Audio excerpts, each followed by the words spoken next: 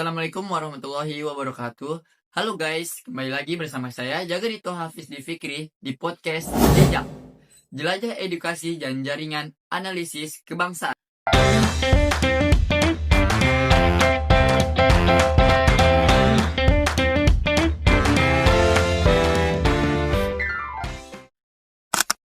Hari ini kita akan membahas tema analisis kebijakan pemerintahan Indonesia pada masa kepemimpinan Presiden Soeharto. Sebelum masuk pembahasan, saya akan memperkenalkan narasumber yang hadir pada hari ini. Yang pertama ada Zahra. Halo teman-teman. Yang akan membantu menjelaskan fakta-fakta sejarah terkait masa pemerintahan Presiden Soeharto. Selanjutnya ada Kansa. Halo teman-teman. Yang akan memberikan pandangan dari sisi moral beragama. Selanjutnya ada Hafiza. Teman-teman. Yang akan membahas berkaitan kebijakan politik serta kaitannya dengan demokrasi.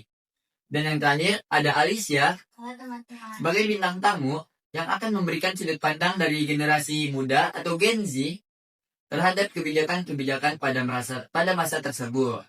Halo semuanya, apa kabar? Baik. Alhamdulillah. Baiklah, tanpa berlama-lama lagi, mari kita mulai diskusinya. Zahra, sebelum kita membahas lebih jauh, mungkin bisa dijelaskan terlebih dahulu bagaimana kondisi Indonesia ketika Presiden Soeharto memulai memimpin. Tentu, saya akan menjelaskan kondisi Indonesia pada masa pemerintahan Soeharto. Jadi, Presiden Soeharto itu mulai memimpin Indonesia pada tahun 1964. Dan masa pemerintahannya itu dikenal dengan nama Orde Baru. Nah, sebenarnya saat kondisi itu, kondisi Indonesia ini cukup sulit karena perekonomian itu sedang tidak stabil. Inflasinya itu sangat tinggi, terus harga kebutuhan pokok pun juga naik. Dan juga pembangunan di berbagai daerah belum bisa terlaksana dengan baik. Nah, karena hal itu, pemerintah akhirnya memilih untuk lebih fokus untuk memulihkan ekonomi terlebih dahulu dan juga menjaga stabilitas negara. Oke, berarti pada saat itu tantangan yang dihadapi itu cukup berat ya? Iya, benar berat. Nah, untuk mengatasinya, maka dari itu pemerintah membuat program berbagai pembangunan seperti pembangunan pelita atau pembangunan 5 tahun. Nah, dari program tersebut ini banyak pembangunan yang dijalankan, mulai dari membangun jalanan, terus jembatan, bendungan, sekolah, rumah sakit, serta fasilitas umum lainnya. Oke, kalau bicara tentang keberhasilan, apa sih yang paling sering disebut dari masa pemerintahan Soeharto? Salah satu keberhasilan dari masa pemerintahan Soeharto yang paling sering dibahas adalah keberhasilan Indonesia dalam mencapai swasembada beras pada tahun 1984.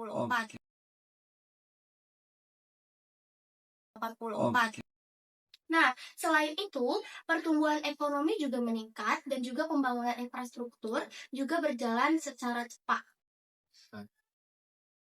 Memang benar, saya sering mendengar dari orang tua saya bahwa pada masa itu memang pembangunan terlihat sangat cepat. Ya, memang benar. Banyak masyarakat yang merasakan dampak tersebut, terutama di bidang pertanian dan juga di bidang ekonomi.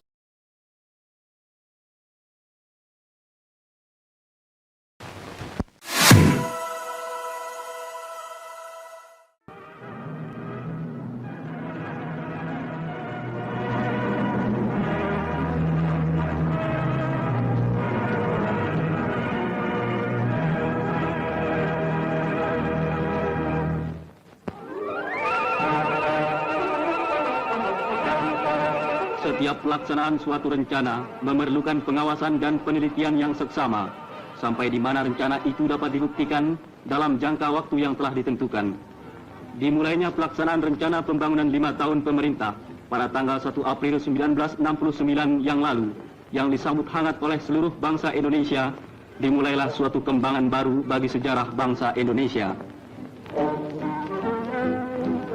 Untuk meneliti perkembangan baru tersebut, pada tanggal 26 Juni 1969, Presiden Soeharto berkenan meninjau Lembaga Pendidikan dan Peneliti Hasil Hutan Departemen Pertanian di Pasar Minggu, Jakarta.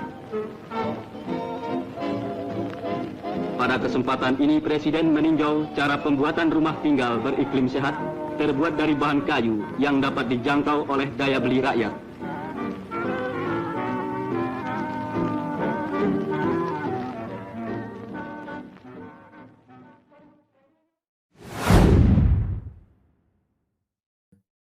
Nah, sekarang kita akan masuk ke bagian yang sering menjadi bahan diskusi, yaitu sisi positif dan sisi negatif dari kebijakan pemerintah saat itu.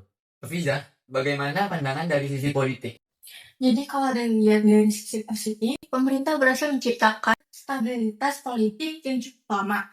Jadi kondisi stabil membuat investor tertarik untuk menanam modal di Indonesia, sehingga pembangunan ekonomi berjalan lebih cepat. Jadi, stabilitas menjadi salah satu faktor utama keberhasilan pembangunan negara. Benar, ada juga di sisi yang sering dikritik seperti kebebasan pers, kebebasan berpendapat pada masa itu cukup terbatas. Baik, berarti pada saat itu pemerintah memiliki kontrol yang kuat terhadap kehidupan politik bermasyarakat. Nah, bagaimana pendapat Zahra mengenai hal tersebut? Menurut saya, kita memang harus melihat dari dua sisi, karena di satu sisi ada banyak keberhasilan dalam pembangunan dan juga pertumbuhan ekonomi.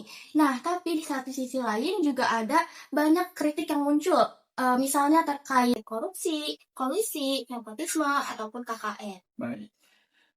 Kalau menurut Alicia, sebagai Gen Z, bagaimana pandangan sebagai Gen Z mengenai hal tersebut? Menurut saya, kita perlu melihat sejarah secara seimbang. Jika kita hanya fokus pada keberhasilan saja, kita bisa mengabaikan kekurangan. Begitu pula sebaliknya, jika kita hanya berfokus pada kekurangan, kita tidak menghargai pencapaian yang sudah ada. Baik, jadi keduanya itu perlu dipelajari sebagai bahan pembelajaran teman-teman.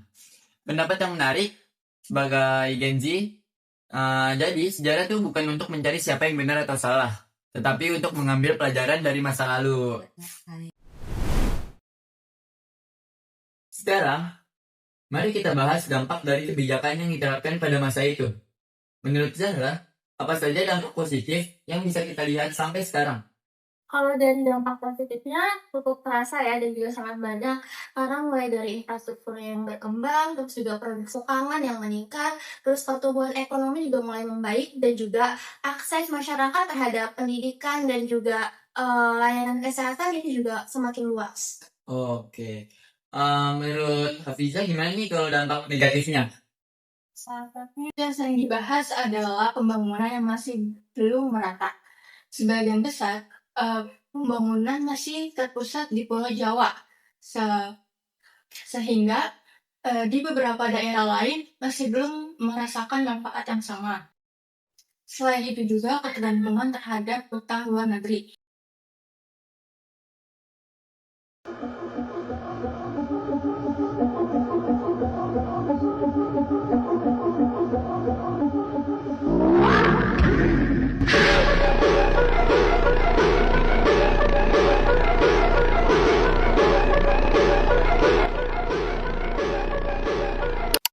Baik, ketergantungan terhadap utang luar negeri masih membuat ekonomi Indonesia cukup rentan ya. Jadi, ketika krisis terjadi, apakah dampaknya langsung terasa? Benar, krisis ekonomi menyebabkan banyak perusahaan yang mengalami kesulitan dan angka pengangguran yang cukup meningkat. Menurut saya, dari sini kita bisa belajar bahwa pembangunan itu bukan hanya soal cepat atau lambat, tetapi juga tentang pemerataan dan manfaat yang dirasakan oleh lingkungan. Baik, saya sangat setuju atas pendapat kalian berdua. Karena tujuan pembangunan tentu untuk meningkatkan kesejahteraan semua rakyat Indonesia.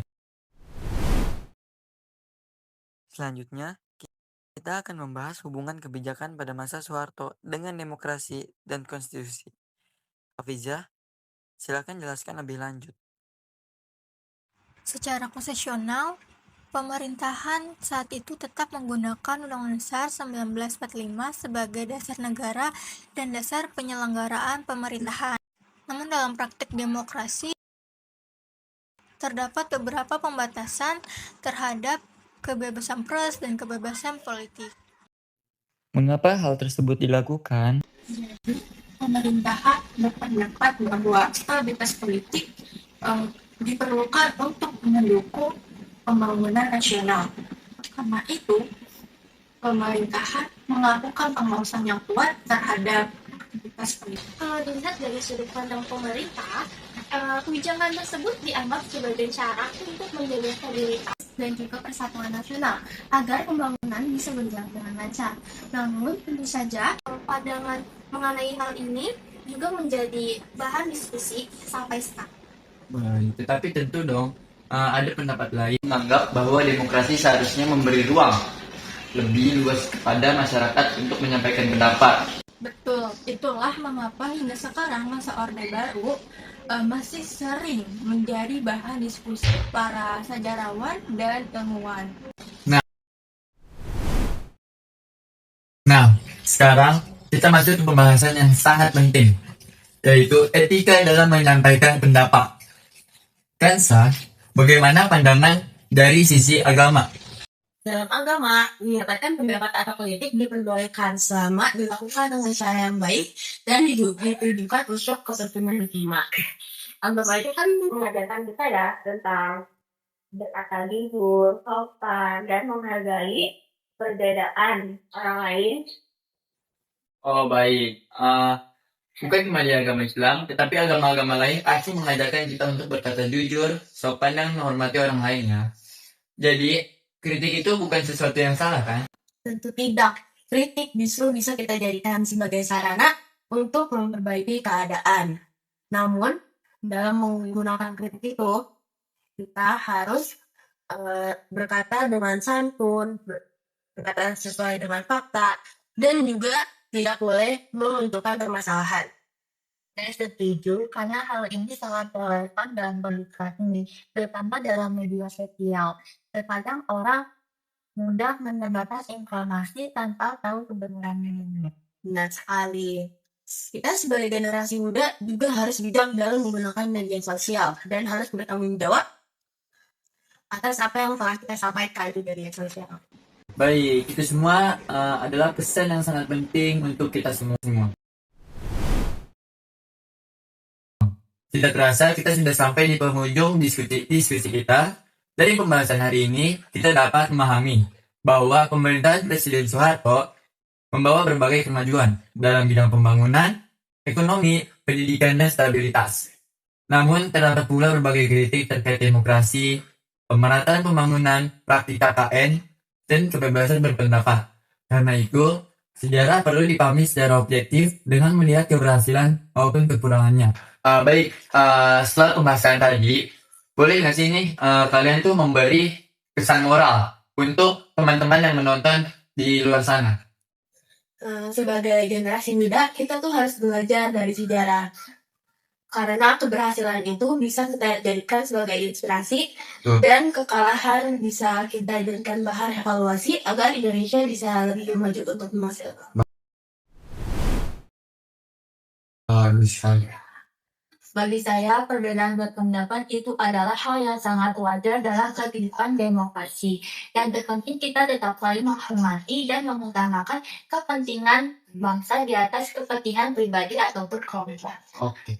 Dengan memahami sejarah secara kritis dan terbuka, kita dapat menjadi warga negara yang lebih bijaksana dan bertanggung jawab. Sejarah itu memberikan banyak pelajaran kita. Tugas kita itu bukan hanya melihat apa yang sudah terjadi di belakang, tapi juga kita bisa mengambil hal-hal baik yang sudah terjadi di masa lalu dan menjadikan itu bahan evaluasi untuk Indonesia menjadi lebih maju dan juga menjadi berkembang baik. Bagus sekali. Jadi teman-teman, itulah pesan moral dari keempat bintang tamu kali ini. Terima kasih kepada Zahra, Hafiza, Kansa, dan Alicia atas diskusi yang sangat menarik hari ini. Dan terima kasih juga kepada teman-teman yang telah mendengarkan podcast Deja. Saya Jaga, pamit undur diri. Sampai jumpa dan terima kasih. Wassalamualaikum warahmatullahi wabarakatuh.